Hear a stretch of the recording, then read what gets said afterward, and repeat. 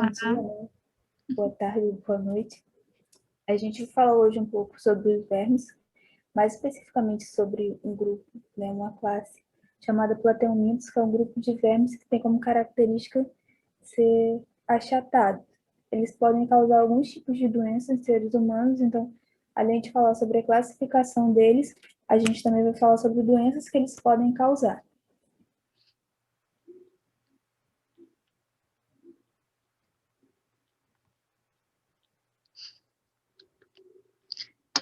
Bom, aqui nós temos algumas imagens que mostram, né, esses vermes, a variedade que eles têm, né? Eles têm algumas formas diferentes entre eles.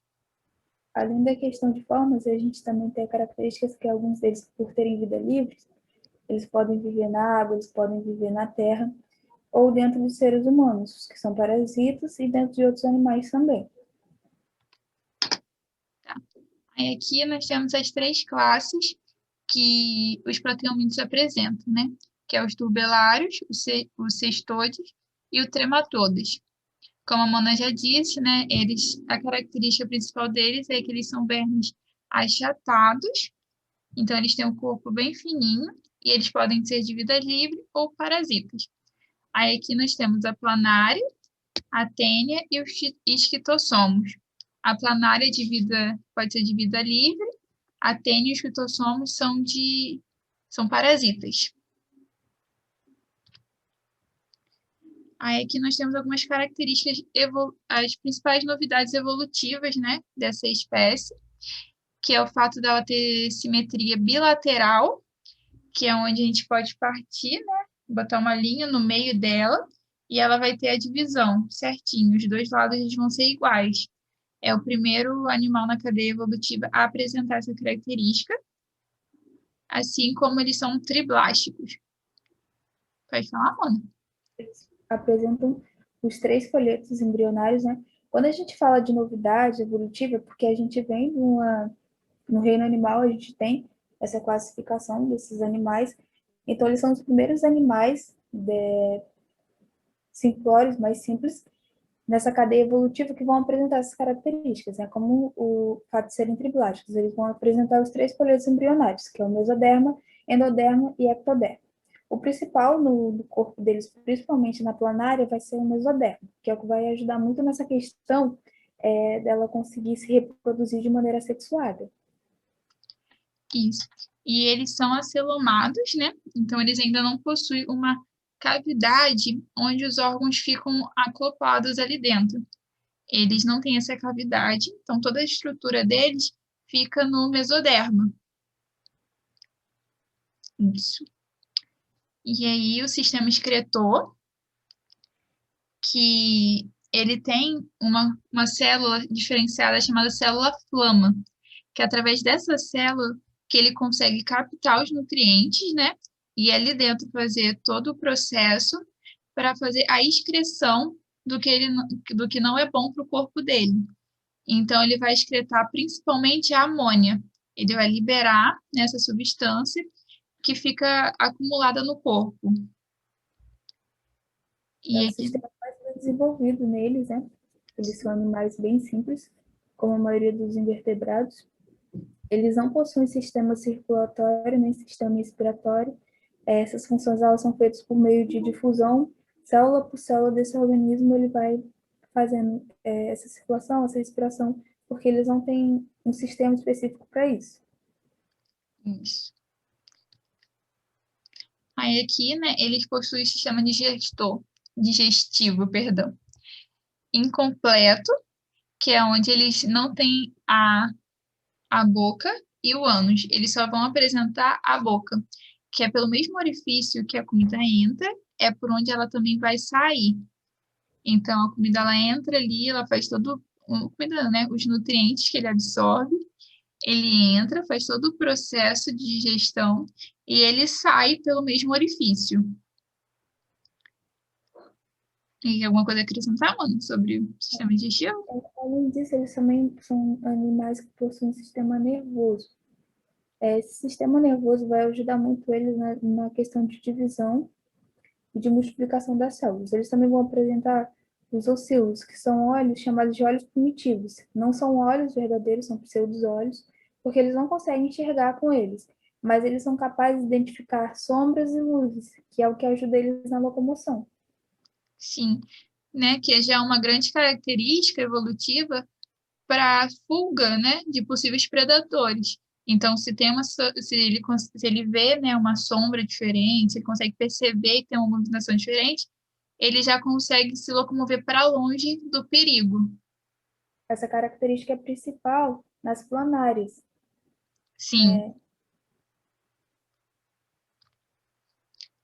Aí aqui é o sistema reprodutor deles, né? Aqui a gente está falando mais sobre a classe da turbelária.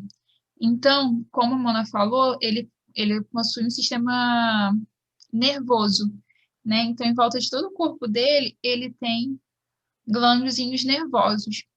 E através desses glândulos, ele consegue se espremer até partir no meio e fazer a reprodução assexuada, né? Como a gente falou também, ele possui uma parte do corpo dele feita de células-tronco. Então, ele consegue se regenerar e formar uma nova planária. De uma, ele consegue formar duas. Já foram feitos testes, né? Então, assim, de uma planária consegue fazer quatro. De cada pedacinho que você cortar a planária, desde que seja da pontinha ali ou da cabeça, consegue gerar uma nova planária inteira, né? É claro que se a gente cortar ela no meio, ela não consegue se desenvolver muito bem. A gente corta ela da maneira que, igual é apresentada aqui na reprodução assexuada, mais as pontas, de maneira reta. Mas é importante falar que esse tipo de reprodução assexuada, normalmente, ela não acontece tanto. Ela faz isso quando a gente tem escassez dela naquela região. É uma forma de multiplicação, mas que não é o ideal, porque não tem uma diferenciação genética, né? O material genético é o mesmo.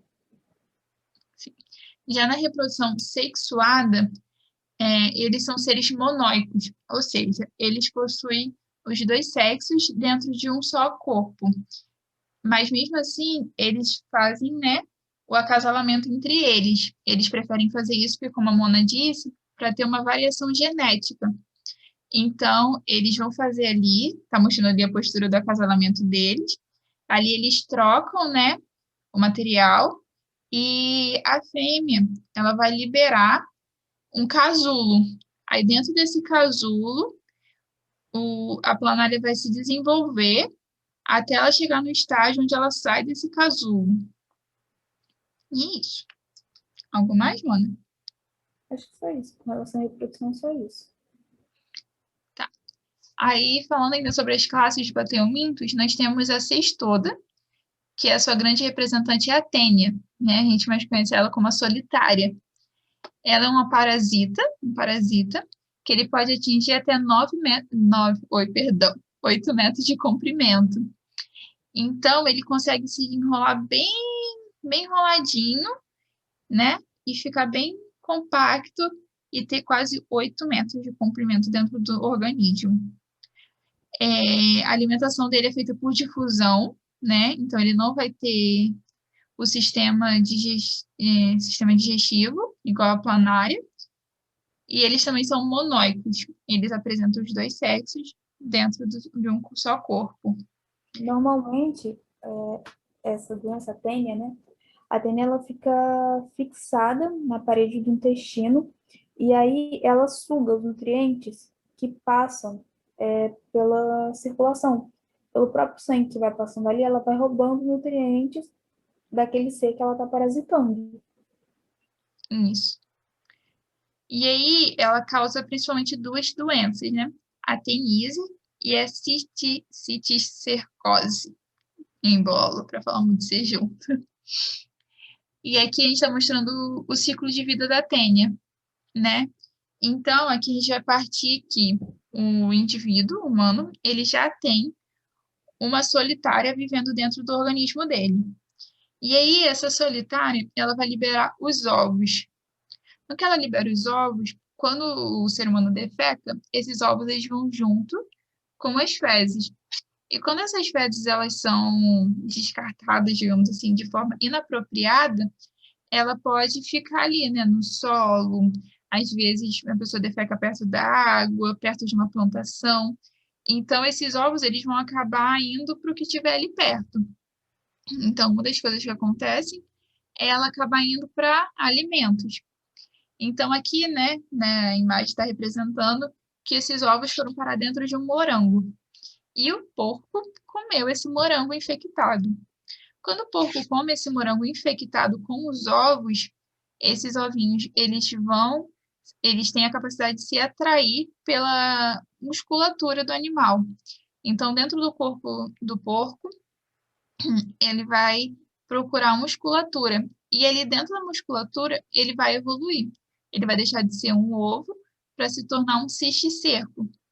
Então, quando esse porco é abatido e a carne dele é comercializada, se essa carne estiver infectada com o cisticerco e ela não for preparada de forma correta e o ser humano ingerir essa carne infectada, esse cisticerco vai entrar no organismo e ele vai para o intestino, onde ele vai se tornar uma solitária adulta. E aí, algo para acrescentar, mano? Nos casos que eles acabam sendo atraídos não para o intestino, né? Que é o que você estava falando antes da relação de subirem para o cérebro. Sim, aí quando o que pode acontecer, né, dele não ir para o intestino e ir para o cérebro. Quando o ser humano ele ingere os ovos e não o cisticerco. Então, o ser humano ele liberou nas fezes os ovos. Então, se o ser humano ele ingerir esses ovos, quando ele entrar no corpo, ele não vai para o intestino. Ele vai acabar sendo atraído por um órgão, que é o cérebro. Então, ali dentro do cérebro, ele vai se desenvolver, né? E aí pode gerar, da menor das consequências, uma grande dor de cabeça, como pode levar até o falecimento. E é isso. Algo mais? Aí a gente vai falar agora da última classe deles, né? Que é a Isso. trematoda, que tem como principal representante os esquistossomos. Eles são caracterizados por serem basicamente parasitas, então eles precisam de outros seres vivos, né, para se reproduzirem e para sobreviverem. Eles podem ser dioicos ou monóicos, como a Andressa tinha dito antes. Quando ele é monóico, ele tem os dois órgãos sexuais ou as duas representações sexuais dentro de um organismo. Quando ele é dioico, ele vai ter o macho e a fêmea, que é o caso da primeira imagem que a gente está vendo. É o macho e a fêmea juntos, um fica dentro do outro.